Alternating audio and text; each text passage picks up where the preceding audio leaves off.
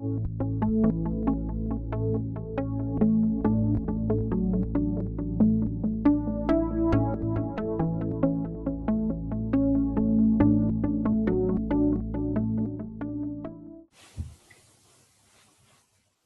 Mike Harrell, and I'm from the Free Disclosure Gift Project. And today I'm talking to Yazmin Starr. And she's had a lifetime of amazing experiences. And it started with a near-death experience and went on to like a whole lifetime full experiences. So Yaz, could you talk about your first major event in your life that was that near-death experience? Yeah, sure. I was 21 and I was in a situation where I ended up bleeding to death.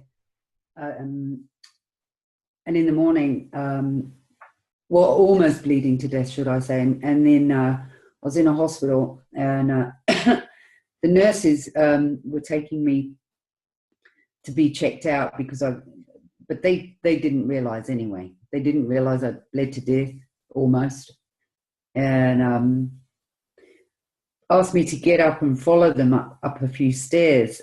And I got up and I just passed out, and I just saw the whole world just transform. I was like, I remember just like being like going backwards through this like vibration type thing, and I was spinning round slowly, actually really slowly, just going backwards and going up and out, and I went right out into space, and I was just like out there, you know, with all the stars, and it was just incredible. And I was, even though I was spinning around backwards, because I think that was like because I was going upstairs and I just fell backwards. I'm sure that's how that worked.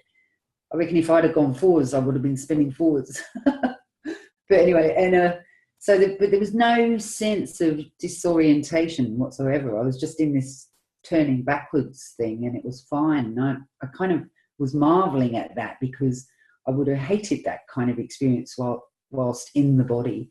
And then I was on top of on the ceiling in the hospital looking down.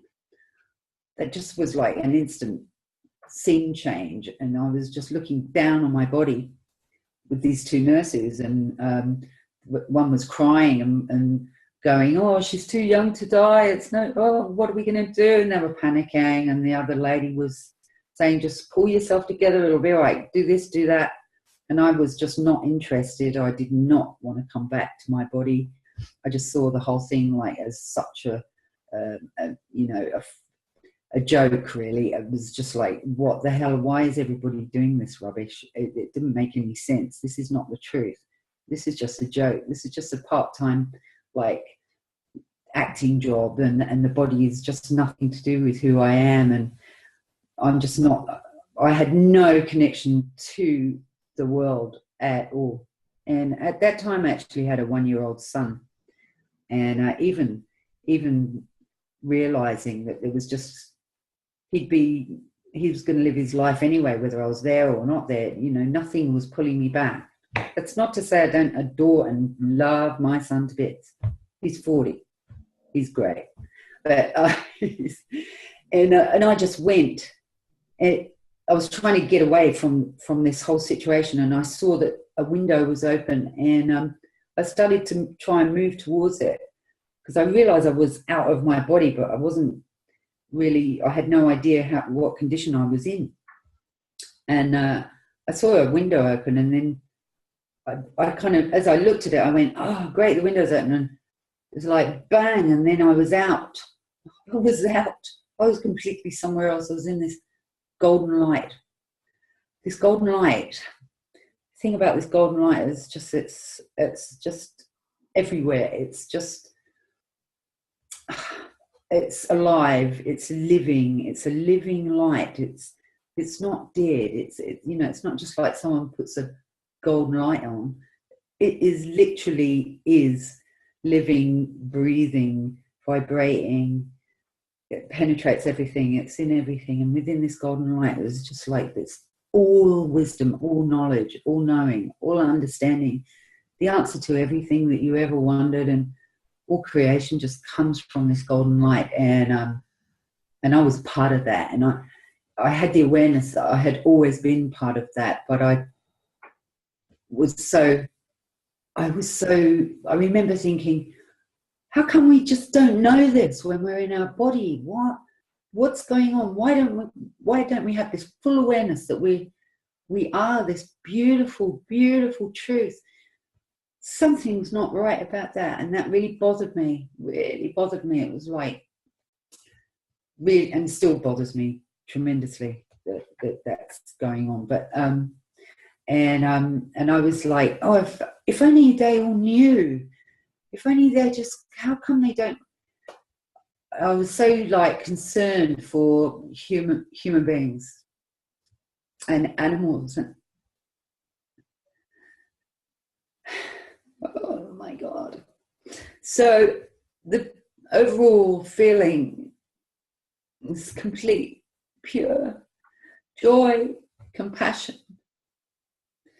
for all life that ever was, is, or ever shall be. It is just so incredible. And then in the distance, I saw this other light, and it was like you know, in all this goldenness, then there's this other light, and this other light is like, at first it's like a white light or a blue light, but it's actually not even any of that. It's a pure light of no actual color.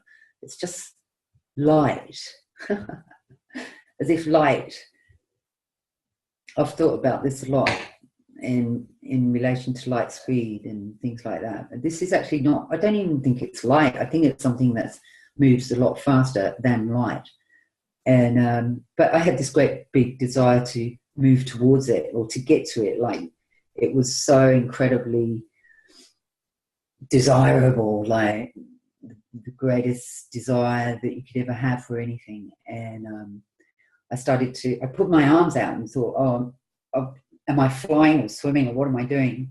And I saw that my arms were these just beautiful rainbows, like a hologram of rainbows. I still had the same shape of humanness, and but I was just literally these vibrant, like almost fluorescent, but just, yeah, kind of fluorescent. So beautiful, beautiful colours. And I started to try and swim or fly towards this light. And then a great big voice came out of nowhere and just said, "It's not your time." Actually, I've heard that voice 3 times, and twice out of my body, and once actually in my house. I forgot to mention that last time I told you about this, but yeah. So, and then I got this incredible sort of suction feeling, pulling, magnetic, whatever, I can't describe it, but falling, definitely falling. Next minute, bang, and I was like, I'd gone back in my body, and the feeling, which I walked around holding my tummy for a long time after this, because it was like a claw pulling me back inside my body, around my navel, and it was like, in my mind, it was like the paw of a bear just pulling me back in like this with such force that it hurt. It really did hurt. And I, bang, and I was awake in the hospital with this one nurse, young nurse, probably, I was 21, and, you know, she was probably about my age, looking at me going, "Oh, thank God," and the other nurse doing her thing. And I was just very disappointed to be back, really disappointed. And I spent a long time trying to tell people about, you know, do you realize the truth of reality? You know, do you ever, you know, we don't know what we're doing here, we've got it all wrong. And everybody just thought I was completely crazy, or been taking drugs or whatever. But, you know, I mean, I was 21, I'm nearly 60. That experience is with me every day of my life. And so, yeah, you know, I've I've tried to devote my life to the benefit of others. So, you know, I'm not a very clever person, but because of that, I know I'm kind of always like, oh God, I wish I could be better, but it's so hard in the physical form. This was the beginning of a whole lifetime of experiences for you, right? Yes. It's been a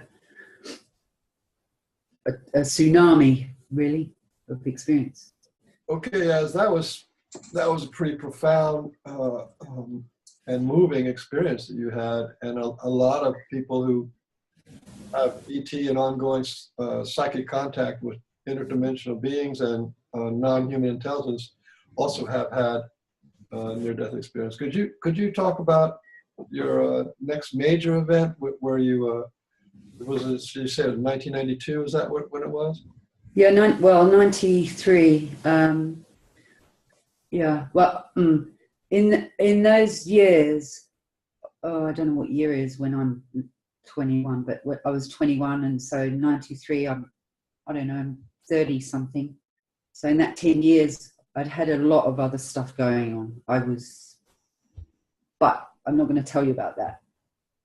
I'm not ready to tell you about that. Let's put it like that. But I will tell you about it one day. But this next thing is kind of event. This is another major event that really has shaken me up, reality wise, and when I was in New Zealand. The first experience was in England, in London, actually, in Chalk Farm, Camden Town, actually. I think I've got that right. Yeah, Camden Town.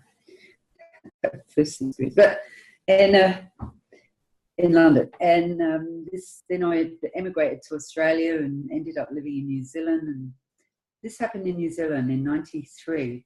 It was a hot night, and I never sleep in the nude because I'm just so, I don't know, I always think something's going to go wrong and I need to be dressed, or I don't know, I like to sleep in clothes or some kind of clothing. And this particular night was so red hot, I just couldn't stand it. So I went to bed in the nude, and I was going, oh, I don't feel too good about this. Anyway, I was so tired, I went to sleep, and it was a beautiful night, this really crystal clear, sparkly sky, and I can totally remember laying in bed. I had a really nice bed. I had this really lovely bed, and I had the view out the window was in New Zealand. There's a thing called cabbage trees, and they've got these kind of long, spiky tree leaves on them. It's a native tree over there, and so the cabbage trees are out the window and the stars are up there, and it was just like, you know, I was thinking what a beautiful scene this is. I'd love to take a photo. If I had a camera, I would have. But, you know, I mean, and next thing I was just like, I shut my eyes. My dog, I patted my dog, Poppy. She was asleep on the floor next to the bed. And say goodnight. And I shut my eyes. It's like I went to sleep instantly and instantaneously woke up again. I was like, oh my God, oh. And I woke up and I was not in my bed. And the first thing I was realizing is that I wished I had worn a t-shirt at least, you know, because there I was sitting on this chair, this kind of, well, in the nude, in a place that is not normal, not earthly, not related to anything I've ever seen in my life.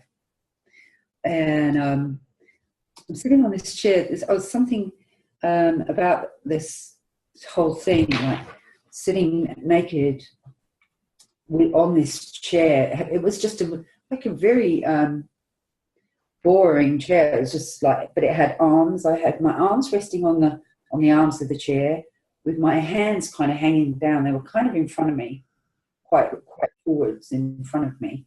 and my legs were hanging down, and the whole thing was like metallic. The whole thing was like this golden fuzzy light, this similar to the out of body experience. And but the thing about this this chair, it was set into it went back, and it was set back into a table or a counter or something like that. I couldn't move. I couldn't move any part of my body. And the fear, where was I? What is going on? Everything, you know, I'm in the nude. This is no good. Where am I? And I can't move anything. I can't turn my head. I'm just staring. I'm just like, and I can't shut my eyes. You know, they're wide open. I can't even blink. I'm just witnessing this whole thing, like full, as if my eyes are just so much bigger than. And I've had experience. So I'm getting all mixed up because so much is going on. Simultaneously, I'm seeing so much more and feeling like everything around me. I can feel that. I get the sense that I'm in a disc. And I've seen these things before, so straight away I'm thinking they've picked me up. I'm in a disc or a light ship or whatever. It doesn't matter. But it's just, and the chair and the whole place is actually alive. It's a living being. This chair that I'm sitting on has a consciousness, and it knows me, and I know that it knows me, and that was just a whole big lot of a big somersault going on in my innards, like in my inner being, and that this was an experience beyond description, that this living intelligence which was like a metallic material, an organic material. I can't even explain it, but it vibrated, but it was alive. It was like, but I didn't have any feeling because I couldn't move. So I was literally sat there immobile, and the fear was just massive. I was just petrified, and I could see the hairs on my arm start to stick up, and I was like watching my own fear rising up as my hairs on my arm stood up, and I could see the little balls of sweat appearing on my skin, and because everything was kind of sparkly, not sparkly, but this golden kind of light, and yeah, it was really, really outrageous, and I just knew I was in another worldly situation, and I saw a movement coming from my right hand side, which I couldn't turn. And I started to get this nervous feeling, and I wasn't even shaking. You know, my body wasn't even moving. My body was not reacting. Everything was going on in my mind. So I was having a mind experience, and the fear was coming up. I could see the fear, but you know, like right now I'm shaking. I wasn't even shaking. I was really completely still, physically, completely still. And these two shadows came towards me, started moving along towards me, and the fear came up, and it was massive. And they just walked past. They just walked. Well, when I say walked, they were so serene. They were so incredibly serene. They reminded me of these beautiful Indian ladies in saris floating along, you know, in there. But they were wearing robes, these guys, and they were guys. I mean, I'm sure they were males, and they were wearing long, dark red robes like the Tibetan lamas wear, that dark red, maroon colour, and they had the long hanging hoods on like the Moroccans have on their clothes. I can't remember what you call those things, with the hood, and it hangs down to your ankles. And they walk along, and they come straight past me, and they're Like I can feel their bodies as they're going past, and I can hear their, not here, but they're in my mind and I'm in their mind. I know what they're thinking. I know they're talking to each other, and they know that I can hear them, but they're not talking to me. They're just talking to each other. But it's like I'm part of it. I can hear it all. But they're not talking in words. It's more like how we talk to each other in words. It's not like telepathy, like, hello, I'm having a conversation. It's like hearing. No, it's a knowing. It's understanding what is in their mind. It's not a word thing. But they were disappointed, and they looked at me with disappointment. It's another one, another one that's, well, I don't have much hope for this one either, you know. And I was like, well, I mean, they didn't say that. It's not words, but they're like, humanity is so slow to get it. So just not, they don't use their eyes are too small, you know.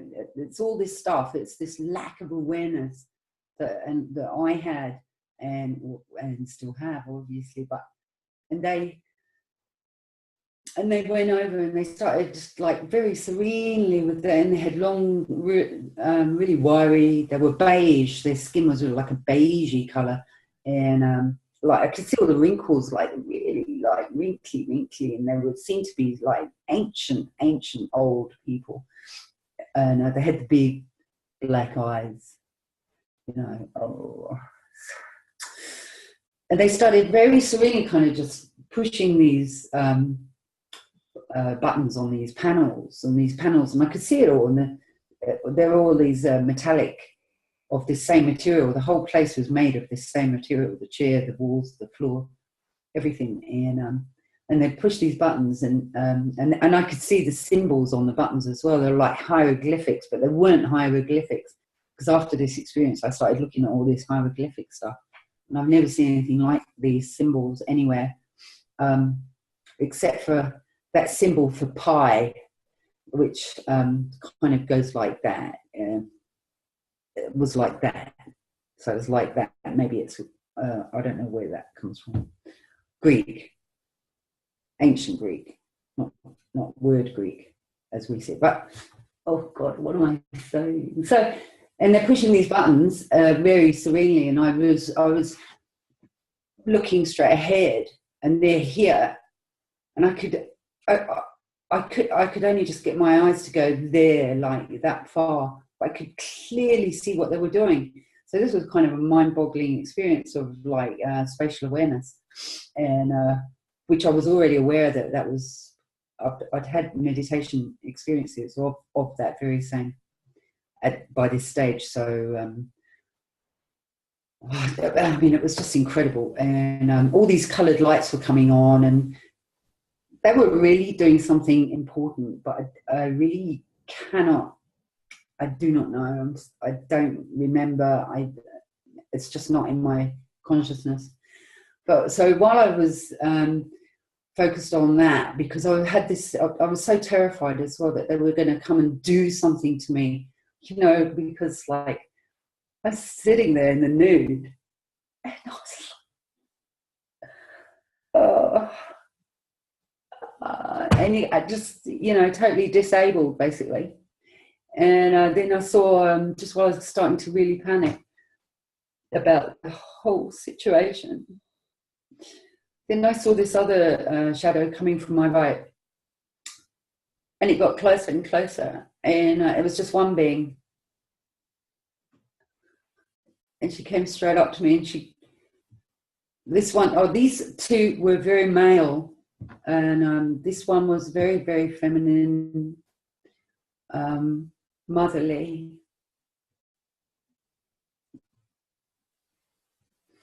She came up to me, and the closer she got, the more I was freaking out. You know, there's no other way to describe this. So I was kind of prepared for her to keep going past me and join the other two. And she didn't. She just came straight towards me, and the closer she got to me, the more freaked out I got. I was sitting there, unable to move, and I was saying to myself, I'm going to die of fright. And I was understanding that it's possible for people to die of fright, because I was in that state of terror. And she came right up to my face. She was like about a foot away from my face, and she's just looking at me with those enormous eyes. And of course, I can't blink, I can't shut my eyes, I can't look away. I have to just be there, present with her petrifying experience as it was. I could see all the details of her face, every line in it, every imperfection, and so she's got this really oval shaped head, very, very dainty face. They're not big people, they're little people. Unbelievable, it was unbelievable. And she's wearing one of these robes as well. And as she looked at me, all my fear completely dissolved instantaneously, and she put into my mind the word witness. And so it was like that transformed my experience from utter fear into one of kind of like, can I say all-knowing, except for I didn't know anything, but kind of an inner knowing and understanding, a profound realization that it cannot be expressed. And that was in my head, and it's been like right there. It doesn't go away. Sounds crazy, I know. But is that experience, that knowing, still with you? Yeah.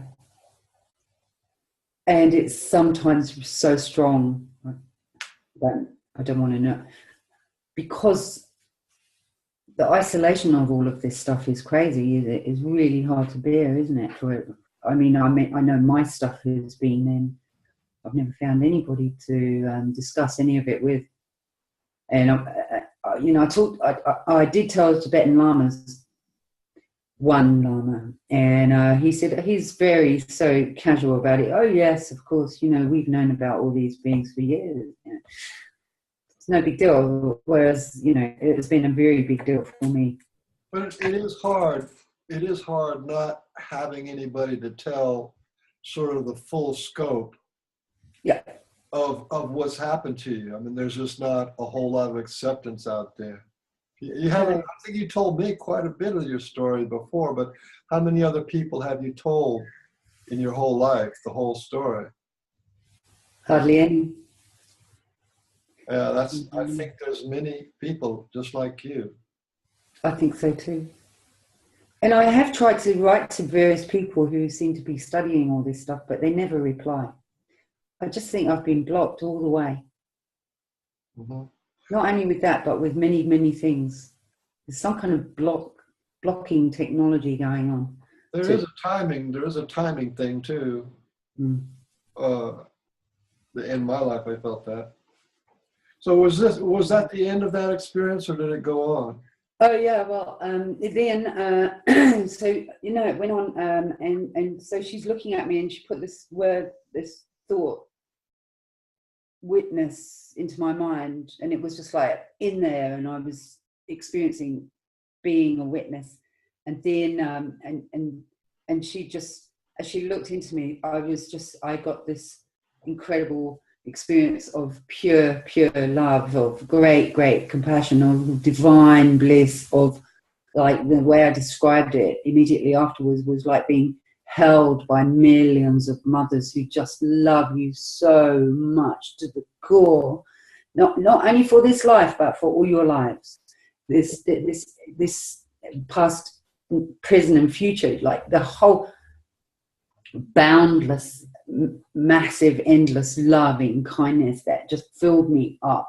And as I was experiencing that, I was in this blissful state, and in the real, true, absolute sense of the word bliss, blissful, full of bliss. I mean, and I seem to just like transform, and I seem to be like becoming like this stream of energy who just became like a stream of like energy that came up, and I started to pour into her eyes. Her eyes became like the universe, like full of stars, like the heavens. And I just seemed to like be poured into the heavens through her eyes. And the next thing I know, I was out there in space, just like the near-death experience. I had to think then. I wasn't sure if I was talking about the near-death. Really affects me, like all this stuff. Anyway, and I just floated through all this space, and it was so beautiful, very similar to that when I died. And by the way, they had to give me 8 pints of blood after that hospital thing. Yeah, I was fully dead for 6 minutes. That's a lot of blood. Yeah. So I wonder whose blood I've got in me. Oh my God, how bizarre. Anyway, so, and then next thing you know, I woke up and I was in my bed, I was sweating bullets through my skin, leapt out of the bed, ran in the bathroom, hanging, touching the wall and everything as I'm going, because I'm just like, oh my God, I'm back. I totally relived this as I'm telling you, and I was trying to, in the bath, in the shower, it had this stringy puller to click the light on, and I was like, where I couldn't get it on, because it's pitch black in the middle of the night. I couldn't find the string. I was really panicking again, but I found it. Oh no, I didn't. I found the one. I couldn't find the wall one. I had to go and find the sink and get the little one. There was a little string on a little light above the bathroom mirror. On there. Put that light on. I nearly broke the bloody thing and ripped it off the wall. I was looking in the mirror going, oh my God, it's okay. I'm me, I'm back. But I'm like, oh shit. And I had to wait till morning till my friend, who's now passed away. That's another story. But and my son, who was 14, I think, at the time, and I actually told my son the whole damn thing before he went to school, and he was like, look, Mum, I'm really going to be late for school. And I said, well, look, here's the thing. I've got to tell you this because I've got this thing in my wrist, number one, which he could see. And he was like, it was like a round thing. I just broke this wrist a few weeks ago, funny enough. So it's swollen up again. Weird. I'm talking to you, and this is so like I'm reliving something here. And I actually thought I was going to die. I really, really thought I was just, that's it. I was going to die like any minute because I had such a ridiculously traumatizing, mind-boggling experience.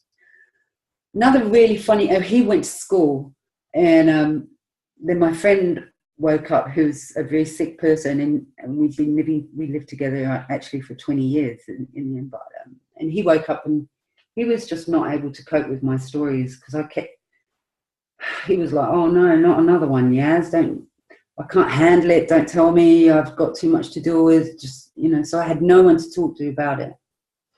Later that day, I was in the shower. You won't believe it. I had the radio on, and the news was coming on, and this is so bizarre. I was in the shower, I forgot to tell you this, and everything went like rattling, like as if a train was coming. And I was like, there's no trains here. The sound was like a freight train about to drive through the house. And I was in the shower, in the nud again, my favourite, my favourite, as we say in New Zealand, not position, to be in the nude when something happens. And the radio was on. I come out the shower, like everything's shaking, and on the radio it says, oh, an earthquake just hit Whangaparo. That's where I was living. And we never had earthquakes there.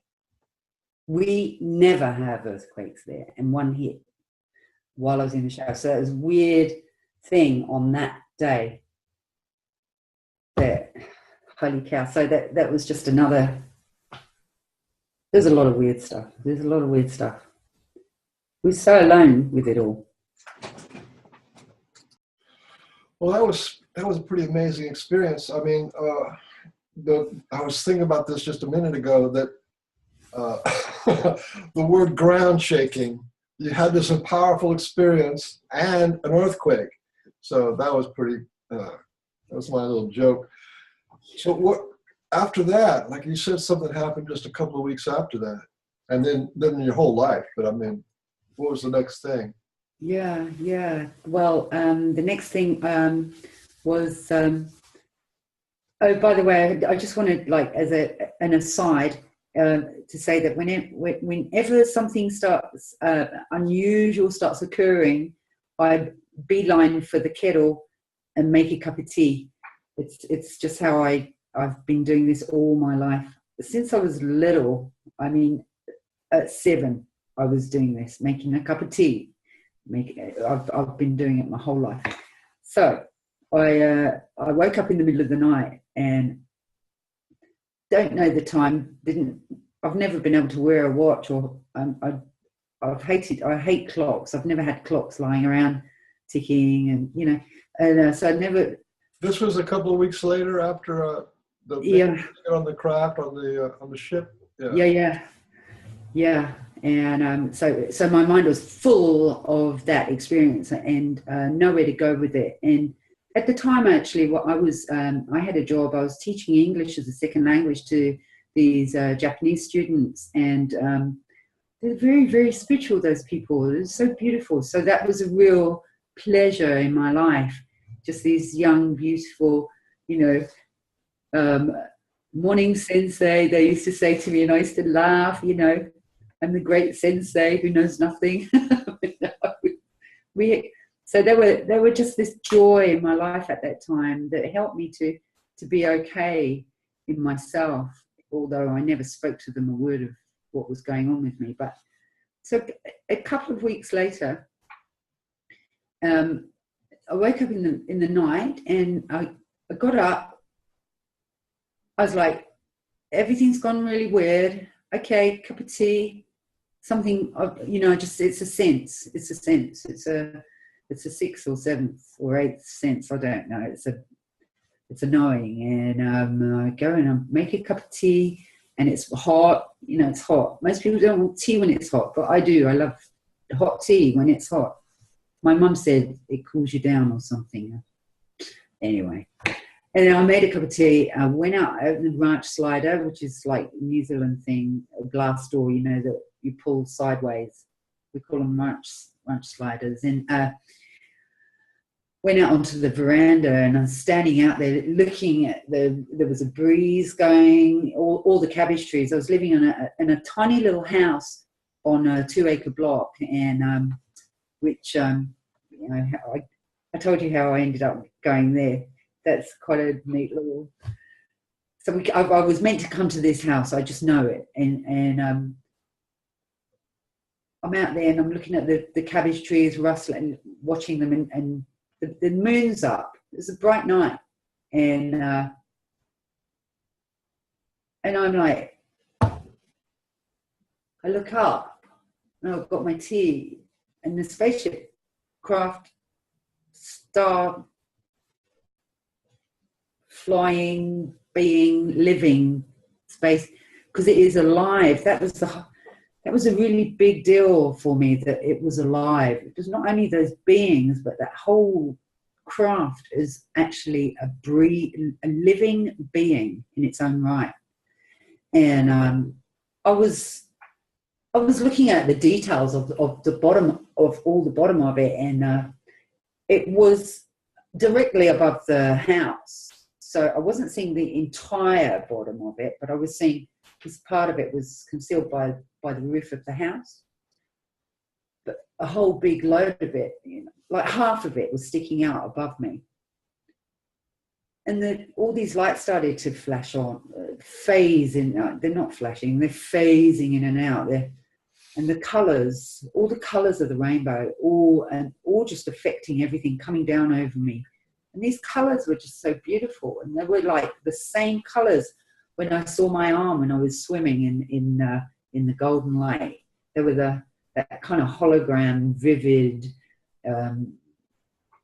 it's like fluorescent, but it's so much more. My son used, when he was little, he'd say betterer. It was so much betterer than fluorescent colours. And these colours were just affecting me: green, blue, yellow, golden, red, like the warmth of, and you could feel the effects. Oh, I can't explain. It's very hard. I cannot really explain what I mean. It's like when you drink wine, you know you're affected by the wine. You're changed. Or water, you'll change somehow. You feel it go through you. And then I was like, wow. I mean, there was not a nut or a bolt or anything holding any of this craft together. It was just one complete form. And these lights were in that form, and they weren't separate from the metallicness of that stuff, whatever that is. That is consciousness. It is conscious awareness in a craft. And then this beautiful harmonious tones started to come down, and they were going through my body, and I absolutely knew that they were affecting all the different levels in my body, coming up. Each one would come through. It's like I was being tuned like a piano. And I had the idea as well, while this was happening, was a strange thing, but an idea, or like a kind of a knowing that as this was happening to me, wherever I would go, this harmonic would actually affect the place I would be in. And it wasn't like I was going to be doing it on purpose. It was just a thing that was just going to be happening. Wow, it was just like, wow. And it was so beautiful. And the sound was so beautiful. And, it was just so much love. Like, so much love. So much. You love your child so much, but it's like way bigger than that. It's just the greatest love of all. And then I was just exhausted, and I just took my tea and went back to bed, going, I just have to lie down, I just have to go to sleep. And then I woke up in the morning and I was like, oh my God, what was I doing going to sleep? I should have just stayed there. I should have tried to talk to them, because I was in my clothes. I was in my night clothes, and I wasn't in the nud. I was wearing a surfing shirt or whatever. We always live at the beach. You're always near the beach in New Zealand. But and I told my son and my friend, and I said, oh God, I've seen them again. They came back. They came back last night. Did you guys hear anything? They're like, yeah, well, whatever. They just don't want to know. They don't want to know. My friend was very, very sick at the time. It was just a terrible time for him. But, yeah. So, and then, yeah, that's that next one. That was the next one. I can't explain what was going on with me, because how I was dealing with any of it. I was writing. I was just writing. I started keeping all these diaries right from when I was young, to record everything. And I ended up 8 years ago. Oh, I don't know. Is it 8? No, it's 9 years ago now. I had a whole load of diaries, and I burned them all because I was just so. I couldn't stand it. I decided, obviously, I'm never going to be able to share any of this stuff. So I burned everything. That was, just been trying to deal with it. Well, that's pretty amazing, actually. You mentioned earlier that you have another experience you want to talk about, and that is the angel with a million arms. Could you talk about that? Yeah, sure. It's like I was living in this really nice place called in New Zealand. It's called Mangawhai. Tourists call it Mangawhai. You know, it's just how you say it. Beautiful place, overlooking the ocean, and quite high. You look out to the ocean and you see the Hen and Chicken Islands. They're out there. Absolutely beautiful place. We had no neighbours. We had one neighbour in a road that was 1.7 k's long. I know everything about that road. And I had a little dog. I had a little Tibetan Spaniel called Bodhi, Karma Bodhi Cheetah, actually, I called him, which means heart. What does it mean? Golden heart awareness. I can't remember exactly what, anyway, it's about. And he's a very demanding little dog. He died about 4 years ago now.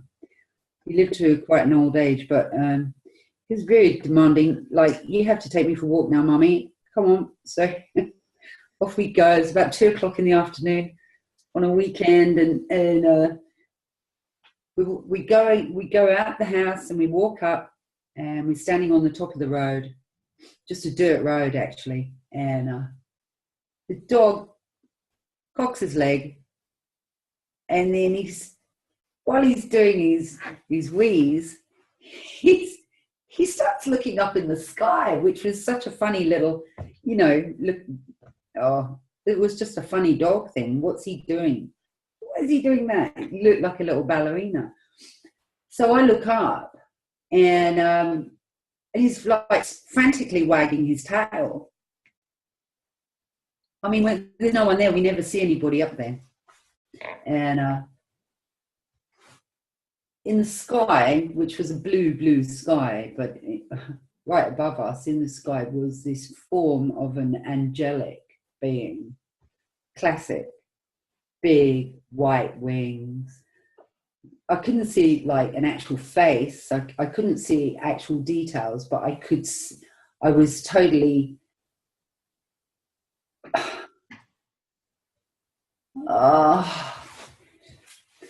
and it's like enormous, you know, like, I mean, you could have fit like 350,000 Boeing jetliners in it, you know. You could this is an enormous angelic form in the sky, and I'm like, wow.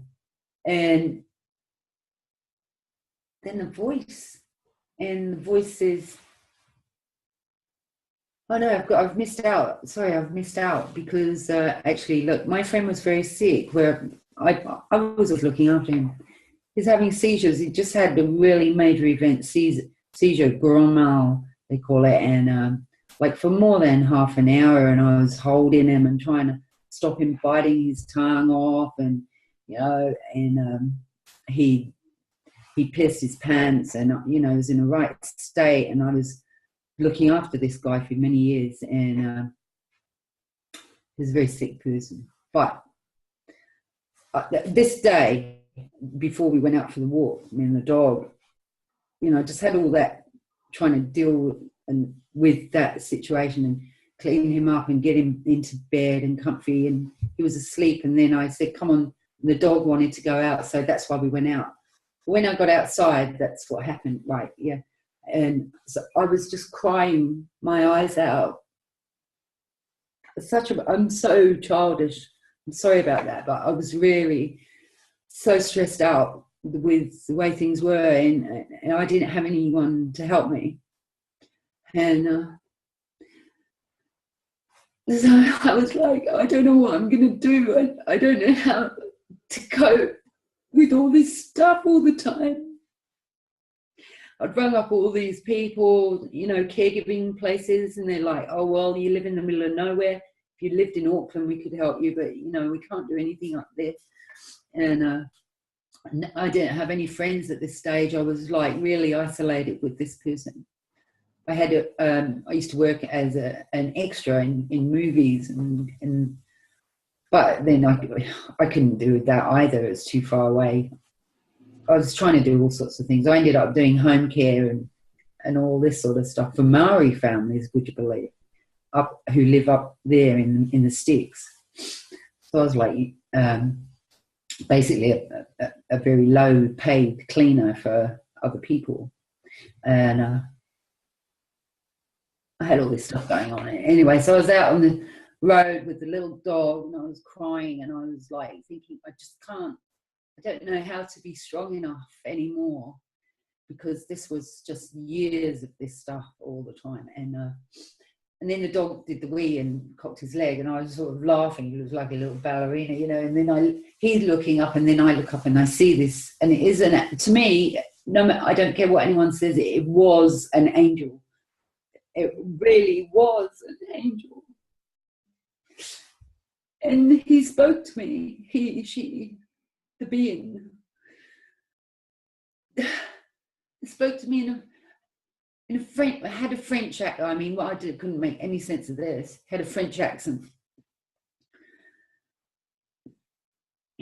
And this was about 2001, actually, and somewhere around there.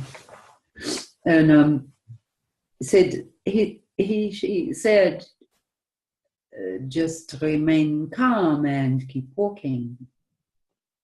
I said, Are you a real angel in the sky, from Hawaii, talking to me and my dog? What did you say? Just keep calm and keep walking, but like with this French accent. And so we walked down the road. The road went down, and then it went right up, and then it went along. We just used to walk this road. And the angel was there the whole time. And all that happened, all that was coming into my mind was all this stuff. Can't even explain what that is, but it's stuff, and it was somehow related to France. And I don't know why, you know, because I couldn't understand it. French accent, what's that? It doesn't, none of it makes any sense. And I started to get this overwhelming feeling that I have to go to France. I was like, okay, I've got to go to France. Okay, right, I'll go to France. That's it, I'm going to France. And that was just my whole thing. It's been for years that just went on. And we went for our walk, and just the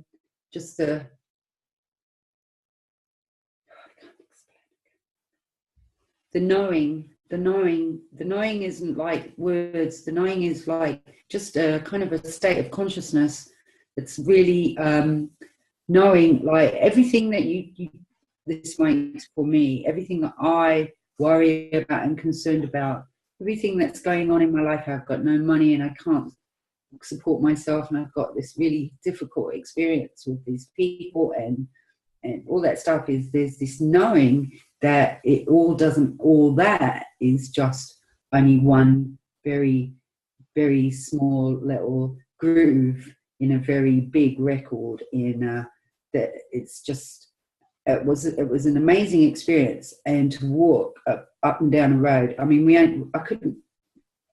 went all the way to the top, and then we came all the way back, and the angel was still there in the sky. Like if I had a camera, I could have showed you a photo of it. When I got back to before the house, above the actual house, there were all these rainbow lights just above the roof of the house, just like big round rainbow lights. And I ran in and I said to my friend, "Have you got your camera?" He goes, "Yeah, here, take it." And I went outside, actually took photos of these rainbow lights around the house. I've got those photos in New Zealand. And I just knew that my life is not about me and my emotional needs. My life is about something else. And it's just been me trying to find out what that is. I don't know. But I've just left France. I've been there for 16 months. And I've just left because I can't. I had a job, and it was no good, and it was just me being treated like shit, sorry to swear, but by a person who made me work 7 days a week from 8 o'clock in the morning till 1 o'clock at night. I've just done that for 3 months to get paid stuff all for this old man who used to kill animals in Africa, and he had this great big trophy room in his house. And I was there. I've just finished that, and then my first night off, I fell over and I broke my arm, and that was on the 15th of December. And now a lovely, kind friend of mine has said, come here and have a break. So it's just interesting to see how something is going on other than what I know, but there is something going on.